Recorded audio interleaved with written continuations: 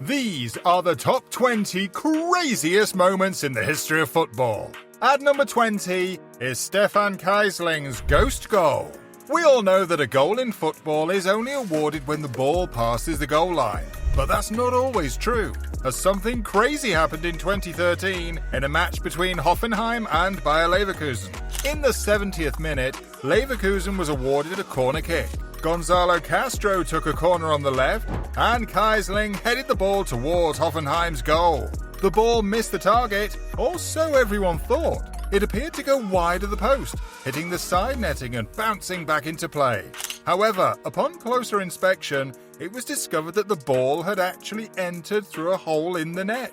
The referee still awarded a goal, even though the ball had technically missed the goal.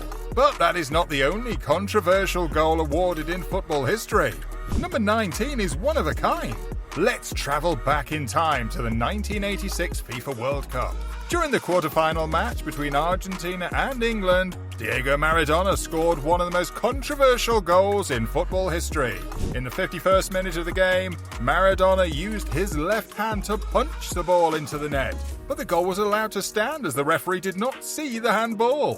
Maradona later claimed that the goal was scored a little with the head of Maradona and a little with the hand of God. Number 18.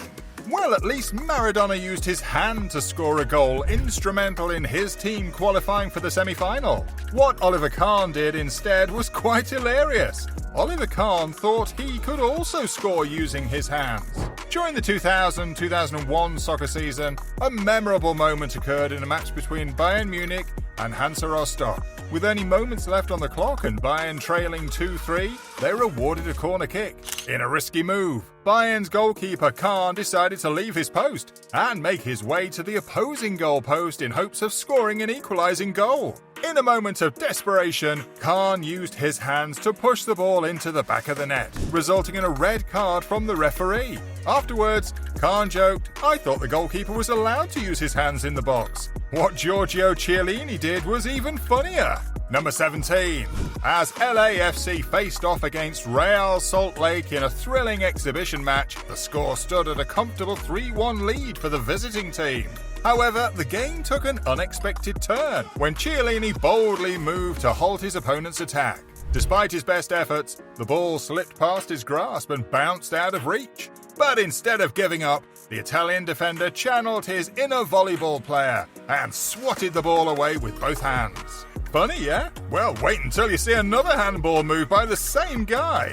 Number 16. In 2015, in a match between Juventus and Monaco, Chiellini tripped and fell while trying to play the ball. But he was not going to let his opponent have it. No, not on his watch. He quickly did an "if I don't get it, nobody does" move by deliberately recovering the ball with both hands. Number 15. Also, during the Euro 2020 final showdown between England and Italy, Giorgio Chiellini pulled a move straight out of the Mortal Kombat playbook. It all went down in the nail-biting 96th minute of the match, with both teams locked in a 1-1 draw. Bukayo Saka was hot on the ball, but Chiellini wouldn't let him get away that easily. Summoning the fighting spirit of Scorpion himself, Chiellini utilized the infamous "get over here" move to yank Saka down to the ground. Number 14. René Higuita's kick. During a friendly match between Colombia and England at Wembley Stadium in 1995, an English player had taken a shot at goal, but Higuita was out of position. Instead of conceding the goal, he dove forward and used a move later dubbed the Scorpion Kick to save the ball. But while some are kicking to save the ball from scoring, Eric Cantona unleashed a kung fu move at a fan to save his own reputation instead. What happened? Number 13. On the 25th of January 1995, Eric Cantona launched himself with the grace and precision of a ballet dancer into the stands at Selhurst Park. His legs aimed at a Crystal Palace fan who had been directing insults toward him. Cantona did not tolerate disrespect and took matters into his own hands, or rather, feet. Number 12. Talking about taking matters into one's own hands, Luis Suarez sure knows how to do it better. And this time not with kicks. His teeth are his weapon. First in 2010 while in Ajax, he went full vampire mode on PSV Eindhoven midfielder Bakel's shoulder. This made the Dutch newspaper De Telegraaf give him the nickname the Cannibal of Ajax. Number 11. He didn't stop at that. His next victim would be 3 years later, in 2013, when he bit Ivanovic during a 2-2 draw between Liverpool and Chelsea in April 2013. Number 10. And another one. Giorgio Chiellini in the FIFA World Cup 2014 in a match between Uruguay and Italy. Number 9. The next is hilarious, as this paraglider invaded the pitch during the match between France and Germany at Euro 2020. However, things didn't quite go according to plan, as he got entangled in the spider cam hovering over the pitch. The situation escalated as he came dangerously close to colliding with the unsuspecting crowd below.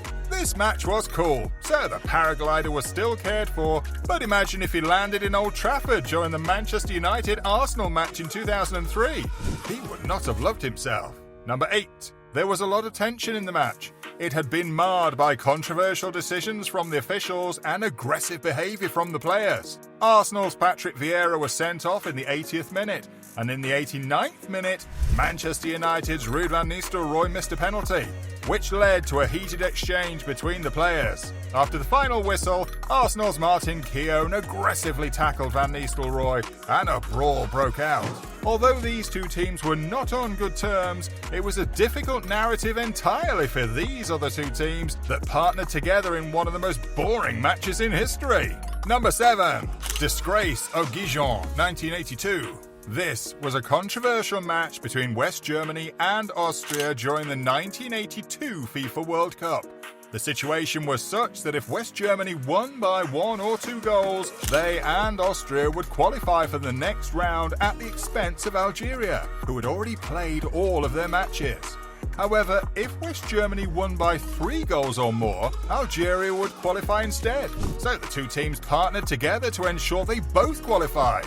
The match began with a goal by Horst Hrubesch for West Germany in the 10th minute. After that, the two teams began to play cautiously without attempting to score, leading to a 1-0 victory for West Germany. The entire world was so bored by this game that even the commentators stopped commentating at one point. The next one, at number 6, is even more upsetting. The match that ended at 149-0. In Madagascar in 2002, 4 soccer teams competed in a round-robin tournament to determine the national championship.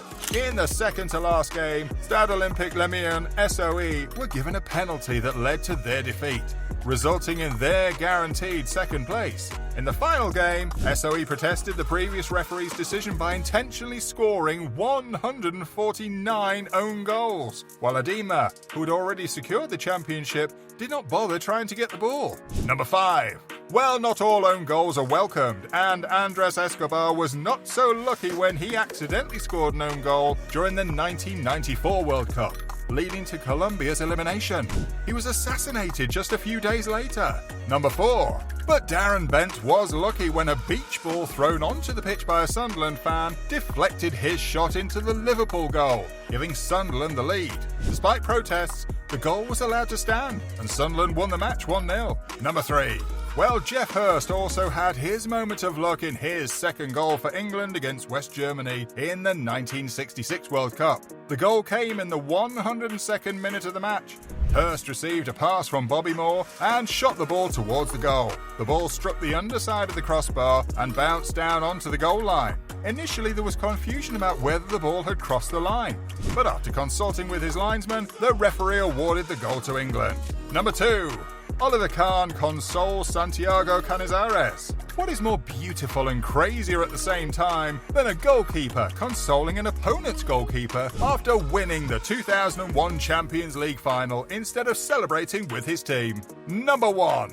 But while someone left his team to go console an opponent, Delio Rossi, Fiorentina's ex-coach, left managing his team from the sideline to physically attack his own player, Adem Lajic, who complained about him substituting him in the first half of the match against Novara. Of course, he is an ex-coach because he was sacked after the incident.